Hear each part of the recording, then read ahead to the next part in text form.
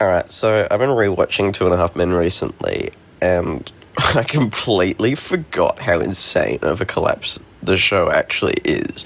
Like, the downfall is incredible. Was it like a show where the ratings dipped off and people moved on? It was essentially the number one sitcom show in the world, or just any TV show. Like, Charlie Sheen was getting paid crazy amounts of money. You can literally watch it happen in real time. It was around the time that, like, social media and all of that was really starting to kick off, so we got a lot of the Tiger Blood stuff. But I wanted to quickly jump through and kind of go through a little bit of information about the show and maybe just kind of explore it, and what the death of the comfort show is, I suppose. So let's get into it. This is a bit different than my other video on Trailer Park Boys. I wanted to kind of put something out that's a little bit more personable and less philosophical than that. So this is just kind of going to be me rambling about my opinions about the Two and a Half Men collapse and what I saw and witnessed, because it's wild. I'm sure we all kind of remember back to 2010, 2011 when things were really kicking off with Charlie Sheen. Like, it's no real secret about him, but we'll jump in. So I'm not going to go too much into the start of the show here because it's bloody Two and a Half Men. We've all seen it. If you're watching a video about this, you've seen Two and a Half Men.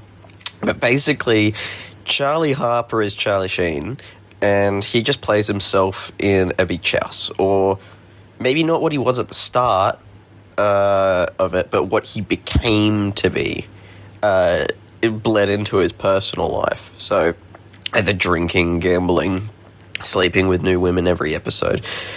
It was kind of just Charlie Sheen. When he went in for the audition for Charlie Sheen, he specifically, or when they were pitching the show, they specifically said, we're looking for a Charlie Sheen-like character, because that was the reputation that he built upon himself. The really fascinating new documentary, I watched it a couple of times in preparation for this, by Charlie Sheen, outlining a lot of interesting information, goes a little bit more in depth about that and how he was, at the beginning of the show, actually completely sober. He'd had, kind of his run-ins and stuff like that, but he, at the start of Two and a Half Men, was, going around proudly asking, people to respect his sobriety, to keep him away from stuff, which is awesome. But, yeah, it gets a little bit crazier. Let me word it like this. If I was getting paid nearly $2 million an episode to develop Two and a Half Men, I'd probably develop a drug addiction too. Let's be perfectly real.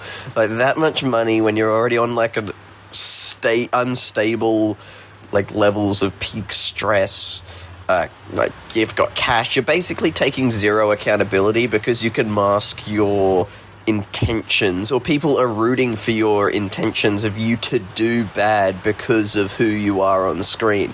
You're basically playing yourself on the TV with no consequences, and then you're translating that into your real life, which is leading to a lot of downfall and a lot of hurt. So, around 2010, he checks into rehab. So this is when the production of the show was in progress, so they halted the production. The new network is suddenly juggling a sitcom that they literally can't guarantee its show's lead will show up. What's the solution for that? Let's throw more money at fucking Sheen, and that'll help. So it kind of was like making like a ticking time bomb, I would say. But anyway, and then 2011 hits. So 2011 is kind of the baseline that we're all aware of when it comes to the show. So 2011 is where a lot of the Sheen kind of getting on Twitter and just being a drunk fucking high idiot really starts to take place. So January of 2011, Charlie Sheen goes back to rehab again. Production stops entirely. The tabloids have a field day. He's basically just playing into the character. He's extended partying. He's fucking, what does he say? He's banging crack rocks or something like that. Must. What are you a doctor of? Some are saying that you're bipolar. Wow, what does that mean? I guess that, you're on two ends of the spectrum. Wow. And then what? What's the cure? Medicine? Make me like them? Not going to happen. Tell me about the last time you took drugs. The last time I took drugs, I probably took more than anybody could survive. What are we talking about? How much? I don't know, man. I was banging 7-gram rocks and finishing them because that's how I roll. I have one speed. I have one gear. Go. How do you survive that? Because I'm me. Because I'm me. I'm different. I just have a different constitution. I have a different brain. I have a different heart. I have a different, I get tiger blood, man. And a lot of it is being broadcasted on live TV. So I could totally understand the dynamic as to where Charlie Sheen would be a little bit trapped and confused, because you've got a drug addiction, so you're not in the best sound of mind. You're making millions of dollars to fund that. You've not really got people around you saying no, and then you're playing yourself on TV, which is just amplifying those beliefs. So it's a really powerful circle. And I strongly implore that you watch the new Charlie Sheen documentary that's on Netflix. It's really well made, and I had a great time watching it with my partner. So sometime around February of 2011, CBS essentially says, listen, we're done with the show. We're cancelling the rest of the season because we can't keep rescheduling around this fucking loose unit who just keeps punching himself and, shooting himself in the foot, basically. So the show gets cancelled. Based on the totality of Charlie Sheen's statements, conduct, and condition, CBS and Warner Brothers Television have decided to discontinue production of 2.5 Men for the remainder of the season. Hours later, Sheen wrote this open letter to Lori. I fire back once and this contaminated little maggot can't handle my power. I wish him nothing but pain. Clearly, I have defeated this earthworm with my words. Imagine what I would have done with my fire-breathing fists. And then it's around the March period where we see Sheen publicly starting to attack Chuck Lorre, the show's creator. He goes out and he, like a goober, and just calls him a clown. The network fires him officially from that point, because he wasn't officially fired by that point. The show was essentially... He was still signed. It was just kind of halted, but he then said all of this stuff, and then that led into a lot of the infamous clips that we know about. So, essentially, you've now lost Charlie, and while all this is happening, essentially the show quietly is also losing another key aspect of what made 2.5 Men 2.5 Men, which was Jake, is the half in 2.5 Men.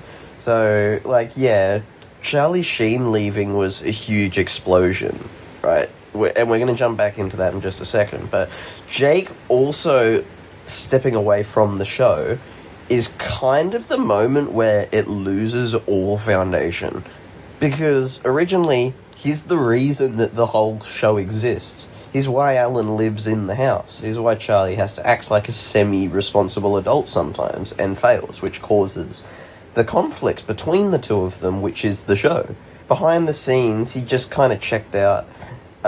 He states it was from a religious awakening in which he started publicly criticizing the show by calling it filth and saying that people should not watch it, which I think is bloody ridiculous from that standpoint. And I think it's good that you have your own political beliefs, but you can't really turn your nose up at somebody that's been giving you that much money for since you're a young lad.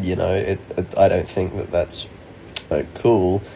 And acknowledging that, but just publicly shitting on it, I think is something a little bit different. This morning, former 2.5 Men star Angus T. Jones is sporting a very new look and says he has no regrets about walking away. I was a paid hypocrite because I wasn't okay with it, but I was still doing it. Speaking out to a local Houston station, the now bearded 20-year-old says his life as a student at the University of Colorado and as a devout Christian is more enriching than his sitcom days, when he was reportedly earning up to $300,000 an episode playing Jake Harper. That was making light of topics in our world that are really problems for a lot of people. Jones left the show after famously slamming his job in this 2012 YouTube video. I'm on 2.5 Men. I don't want to be on it. Jones played the irreverent nephew of Charlie Sheen's character. But after becoming a Seventh-day Adventist, he said his work was at odds with his faith. So yeah, going back to where he calls Chuck Lorre a clown, he kind of treats his job like a public office stalker rally. Like, he won't just leave Chuck Lorre alone. And while it's funny in hindsight, or at least I find it funny, it's actually, like, at the moment, I think it was just Charlie Sheen's cry for help. And, like, it isn't backstage, because it's like tabloids are churning out these rumors. It's live coverage as it's happening. There are, like, news reports about the production being shut down from the day. Like, executives, like, scrambling around, the entertainment outlets are having a field day. And it essentially is like watching a car crash in slow motion, turn around, and then hit a bus. Like, yeah, have a look at some of these headlines. Smell it, Chuck? It smells like malaria, in case you were wondering. In hand. I'll now allow my precious tiger blood to be extracted. As I stated earlier, a high treason has occurred. The scales of justice are in a state of radical disarray. Together we must right this infantile wrong. Around this time is when it collapses into the public meltdown that everybody kind of remembers, which is the interviews escalate, the winning and Tiger Blood stuff become like a cultural meme moment. I don't think it can be understated about kind of how big of a deal this was. This is around the time that, like, Google had bought YouTube and introduced a bunch of, like, copyright systems and stuff like that. So a lot of these, like, modern-age YouTube poops were being created around the situation. I was banging 7-gram rocks, that's how I roll. Winning, I had one gear, go, epic. Winning, Are you bipolar? I'm by winning, win here, win there, win everywhere. I think he's not just candid, he's self-aware in the most unhinged way possible. And I find that really fascinating. So, essentially, Sheen is officially fired from the show. Warner Bros. Basically states he's exhibiting self-destructive conduct, end quote, and that his behaviour is poisoning relationships on set. Which is wild, because on paper, he was still at the peak of his payday power. Like, when your personal information becomes the show's PR cycle, the network finally pulls the plug. Like, the meltdown and all of that was the reason the show went away. And that's really where the 2011 disaster kind of stops being an interesting behind-the-scenes turmoil and becomes a textbook case of why you won't and should not build a billion-dollar TV show based specifically around a ticking time bomb. Especially one that insists that the timer is somehow winning. Okay, and now we're going to have to get into what happens kind of after a lot of this Charlie Sheen stuff. So, now you've lost Charlie. Jake is pretty well officially going to step down at some point real soon. The title doesn't make any sense of the show anymore.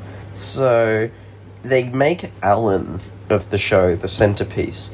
Now, I haven't mentioned Alan up until this point, but essentially Alan's character, I tackled it a little bit in my previous video, but essentially Alan is like the deadweight pushover father, and that's where the jokes come from, because it's the contrast between the deadweight pushover, bad with women, versus the brother, which is the polar opposite, and with money, which Alan does not have. So Alan becomes the centerpiece of the show, and I'm going to be honest with you, Alan was never built as a character to carry the show. John Cryer, fantastic actor. I'm sure if it was a different role, I'm sure he would have no issue. I think that his acting in 2.5 Men is actually very good for what, you get on the tin with that show.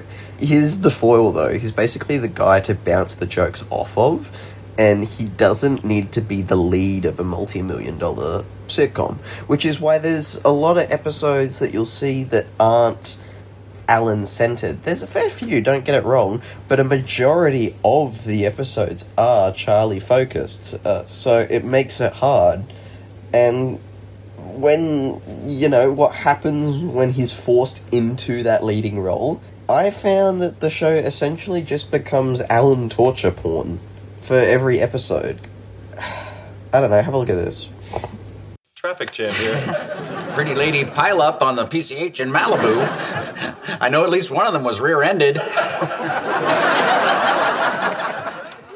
Sorry, girls. This one's mine. There's just something about him.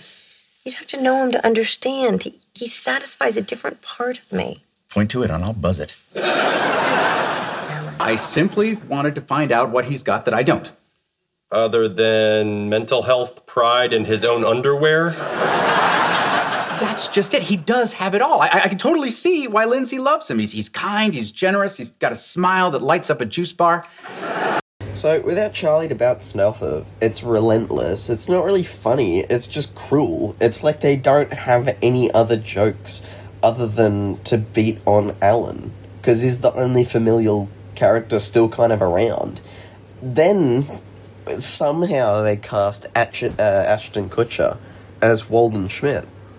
The logic checks out. I mean, it makes sense. He's famous, he's likable, and he's not trying to replace Charlie. He's basically playing this billionaire, doughy kind of character, which fits very well in line with his previous acting roles. I do think that their original idea of getting Hugh Grant in to replace would have been top fucking tier. It's a shame that did not happen. They talked to me about it, but the problem was they didn't have a script or a new character. They just said, trust us, we'll create one. It's all to do with the very tight time schedule that American television seems to work on. Yeah. They have to start in September or whatever it is, and they have their upfronts and all that. And I said, well, it's very difficult for me to consider this without a script. They said, trust us. Yeah. And I said, well, you're obviously brilliantly talented, because I like that show, and yes, they make brilliant TV shows, really. But I said, I'm too scared to sign up without a script. So essentially, when Ashton Kutcher steps in, the premiere did huge numbers, because obviously curiosity is like the biggest drug out there, and the energy is weird. Like, meanwhile, Charlie Sheen, he's still off doing interviews, taking shots at like Chuck Lorre and the show, and then like Ashton Kutcher and Walden have like kind of get dragged into the show. Like, imagine stepping into a role and you've got the previous person that you're replacing just constantly sitting outside of your workplace telling you how bad of an environment it is to work. Like, it wouldn't exactly be the most motivating. Here's where the real meta heartbreak, I think, comes into it for me, which is, if the show had ended when Charlie had left, and they spun the Ashton Kutcher era into its own show, very similar to how they did it with, the spin-off recently of Young Sheldon with George and Mandy's New Marriage, or whatever it's called. I haven't watched it, but I know it's a thing. I've seen, like, a trailer. The legacy of the show, I think, could have been completely different.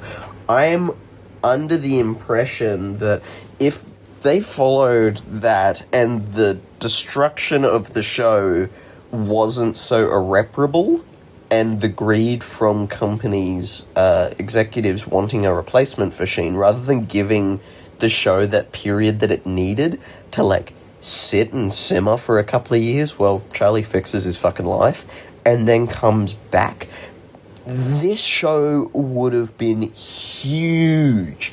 And it would have blown, I think, what the show made out of the Ashton Kutcher era out of the water. They could have, like, done a whole spin-off show, right? So my thought process is maybe they make a spin-off show with Charlie, it's kind of meta. Maybe say he's away on a bender in Mexico. And you could then have the events that transpire in the show happen. It's still its own separate entity. And then once the cycle kind of repeats and they got to the end point of where they were at in the final scene of the show, I feel as if they could have rebooted 2.5 Men and added Ashton Kutcher to it. So it would be, I don't know what the title would have been called, but 3 Men or 3.5 Men if Jake decided to come back, which could have been a possibility due to their collaboration later on, which with a bit of a nod to 2.5 Men. So I definitely think it would have been possible. And I think that if that route was followed, then we would still be getting to 2.5 Men episodes. And I think that would have been really fascinating to see. And that, in a nutshell, is basically, in my opinion, the cautionary, tale of 2.5 Men. The show just couldn't let Charlie die. Essentially, even in the finale, the meta commentary is relentless. Hold on, Rose. If Charlie is alive, who's in the urn? Oh, that's Billy. Are we really not going to talk about the fact that Charlie was having sex with a goat? Well, you didn't. What does it say? You despicable troll. You thought you could replace my ninja awesomeness, you lame clown? I will deploy my army of assassins to destroy you. It's amazing that you've made so much money with such stupid jokes.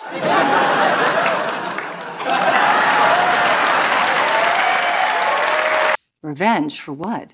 Well, he didn't think I could go on without him. He thought I was more of a supporting character in his life. But it turns out I was sort of a co-lead.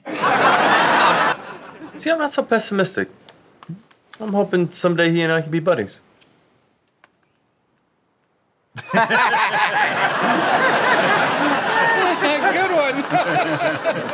one. The piano on the stand-in, the constant reminder about how the show revolves around Charlie, him being in fucking a well, what? It was just gaslighting the audience with every beat, on and off screen as well, because they kept making references that Charlie's coming back. The end of the show. It has claws, apparently. I don't know, I just saw myself. Does Charlie come back?